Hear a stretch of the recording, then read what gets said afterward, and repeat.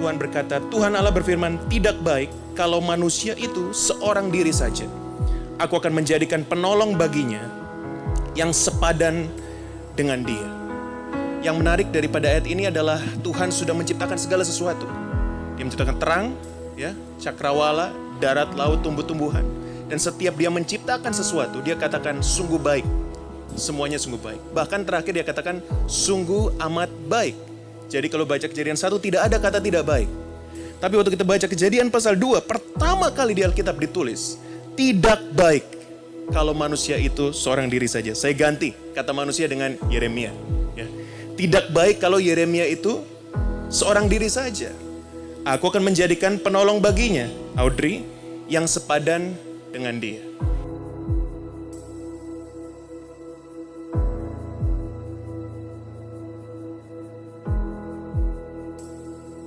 Ternyata di ayat-ayat 20-24, manusia mencoba mencari penolong dengan memberi nama kepada segala ternak, kepada burung di udara, dan segala binatang hutan, tetapi baginya sendiri ia tidak menjumpai penolong yang sepadan dengan dia.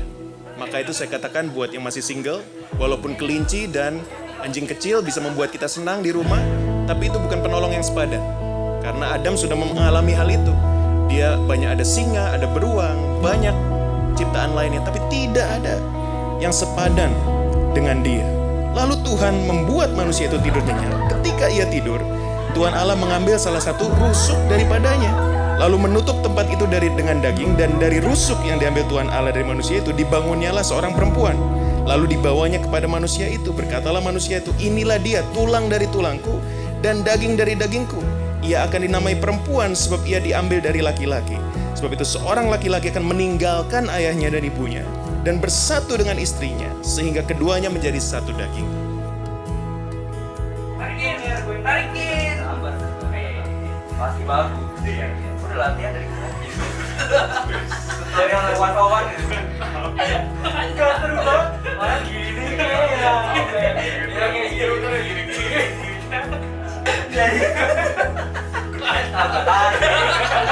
Nah, maka itu saya lihat, kenapa ya Tuhan Engkau katakan penolong yang sepadan? Artinya sepadan apa? Apakah hanya sama imannya, sama-sama percaya kepada Tuhan? Atau ada hal yang lainnya? Ternyata ada 3 tujuan. Waktu Tuhan katakan sepadan, dia katakan ada 3 tujuan. Maksudnya sepadan itu apa? Yang pertama, sepadan artinya mengembangkan potensi kehidupan. Ingat ini, Yere dan Audrey, bahwa kalian menjadi satu untuk apa? Mengembangkan potensi kehidupan. Saya percaya Yere juga masih muda, Audrey apalagi lebih muda lagi, ya. Dan saya percaya bahwa masih banyak potensi-potensi yang terpendam dalam kehidupan mereka yang tidak akan bisa terlihat atau berkembang kalau mereka sendiri-sendiri. Tapi waktu mereka menjadi satu kesatuan dalam Tuhan, maka potensi tersebut akan berkembang.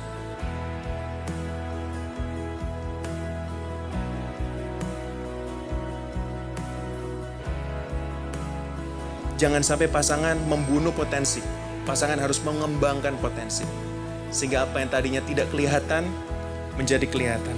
Apa yang tadinya kecil menjadi besar. Apa yang tadinya sepertinya hanya benih, menjadi tumbuh. Dan yang kedua adalah Tuhan katakan bahwa di sini, di Kejadian 1 ayat 26-29 dikatakan beranak cuculah dan bertambah banyak. Penuhilah bumi dan taklukkanlah itu. Jadi tujuan satu tadi adalah mengembangkan potensi. Yang kedua adalah menghasilkan keturunan ilahi. Karena Tuhan berfirman supaya dunia ini dipenuhi oleh keturunan ilahi. Anak-anak yang mengasihi Tuhan. Dan yang ketiga adalah untuk menikmati berkat. Menikmati berkat. Di Kejadian 1 ayat 29 berkata, lihatlah aku memberikan kepadamu segala tumbuh-tumbuhan yang berbiji di seluruh bumi dan segala pohon-pohonan yang buahnya berbiji, itulah akan menjadi makananmu. Paling gak enak kita makan sendiri di rumah, benar ya Bapak Ibu ya. Paling gak enak menikmati berkat sendiri. Mau makanan selimpah apapun kalau sendirian gak enak. Nonton film sebagus apapun sendirian gak enak. Apalagi ke bioskop sendirian, ya. Dan kanan kiri sepi, gak ada orang, ya. Pasti bukan cuma tidak enak tapi menyeramkan dan tidak akan bisa di-enjoy. Tapi berkat sesedikit apapun kalau dinikmati berdua, itu nikmat sekali. Sesederhana apapun, nikmati. Jangan tunggu nanti di Paris dulu, Menara Eiffel, di bawah Menara Eiffel baru senang. Atau di bawah menara Pisa yang miring itu, yang sampai sekarang saya nggak tahu bagusnya apa. Walaupun saya juga sudah foto-foto di sana. Ya. Banyak orang tunggu ke Eropa baru senang, tunggu ke Amerika, ke Disneyland. Tidak perlu. Di rumah, ya, saat kondisi seperti ini pun kita bisa menikmati berkat Tuhan. Ingat, jangan tunggu sampai kaya raya baru menikmati. Harus dari sekarang nikmati. Setiap detik menikmati. Indomie telur, nikmati.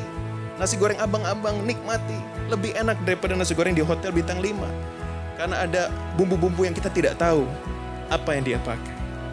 Nah, saya berdoa supaya 3 hal ini terjadi dalam hidup Yere dan Audrey. Yang pertama tadi pengembangan potensi diri. Yang kedua tadi menghasilkan keturunan ilahi. Dan yang ketiga adalah menikmati berkat yang berkelimpahan. Tuhan mau kita menikmati berkat. Tuhan tidak mau kita menunggu berkat atau mengumpulkan berkat, tapi menikmati. Ingat pengkhotbah katakan, ada orang yang diberi berkat banyak sekali, tapi tidak diberi kuasa untuk menikmati berkat. Saya berdoa Yere dan Audrey hari ini diberikan kuasa untuk menikmati berkat. Kalau cuma minta diberkati semua orang mau, tapi kuasa untuk menikmati berkat berbeda. Apa itu kuasa menikmati berkat? Duit lagi tipis, tetap nikmat. Haleluya. Mobil AC nggak jalan, tetap nikmat. Mobil kecil tetap nikmat. Ya, makan nasi putih pun dengan tahu tempe tetap nikmat. Itulah kuasa untuk menikmati berkat. Dunia menunggu sampai kaya raya baru bisa nikmat. Kita dalam Tuhan Yesus Kristus, sesederhana apapun, kita bisa nikmati. Audrey Citrawati, you are the one and only that I chose as my one and only partner to fulfill His purpose in our life. God never promises a problem-free life, but He promises that He will never leave us behind, just like what He has done so far for us. Us standing here today is the living proof of it. And so do I. I believe that our journey ahead will not be problem-free. But I also believe that God Himself will enable us to stand strong together. And even we can find joy and peace in the middle of the storm. I may not have the power to promise you anything, but God has the power to enable me to choose to love you each day. Because true love needs to be chosen, right? Lastly, in this very important moment, I promise you and I will stand together, arms in arms, to build and impact the generations for Him. Karena bagaimanapun, our marriage, it's all about Him.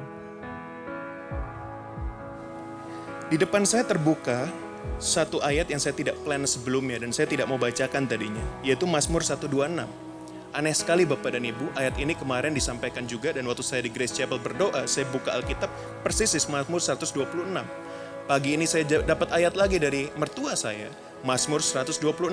Jadi ini bukan kebetulan, saya akan mau bacakan saja karena ini di tengah pandemi. Mungkin ini adalah janji Tuhan buat kita semua.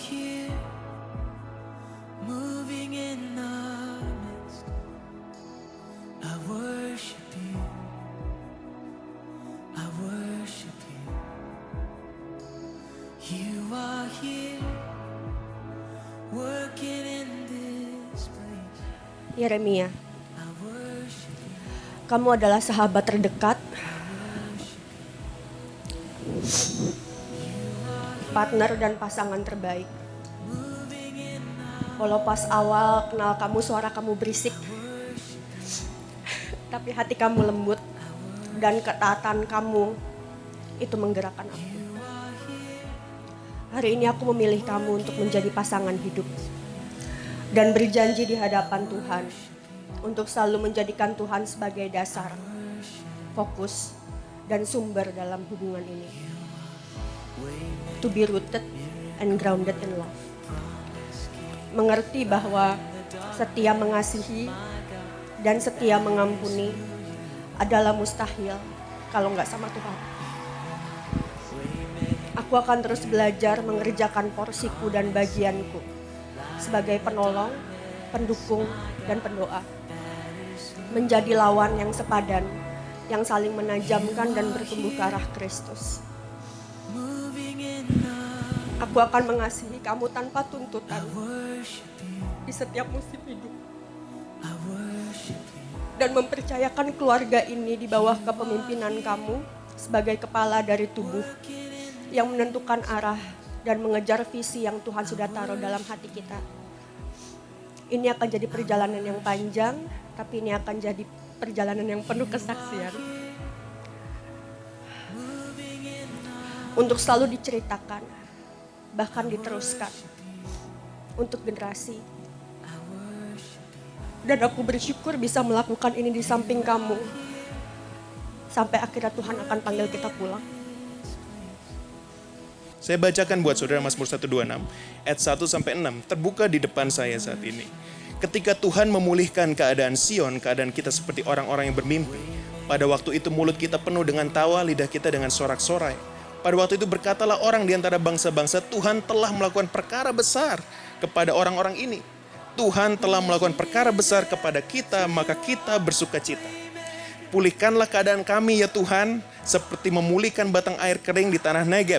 Perhatikan ini saudara, orang-orang yang menabur dengan mencucurkan air mata, pasti akan menuai dengan bersorak-sorai. Orang yang berjalan maju dengan menangis sambil menabur benih, pasti pulang membawa dengan sorak-sorai sambil membawa berkas-berkasnya.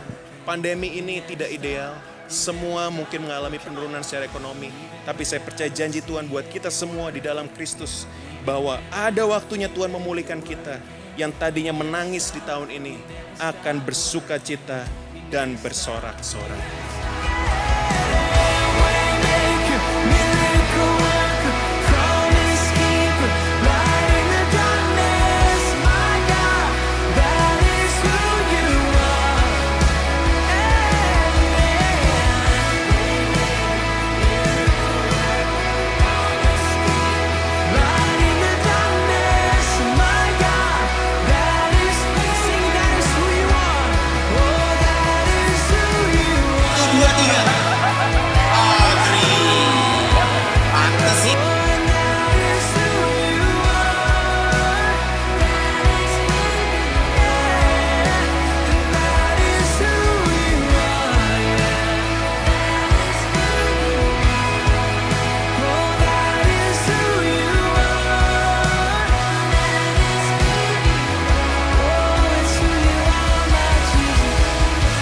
Ini aku belum cerita ke kalian sama sekali.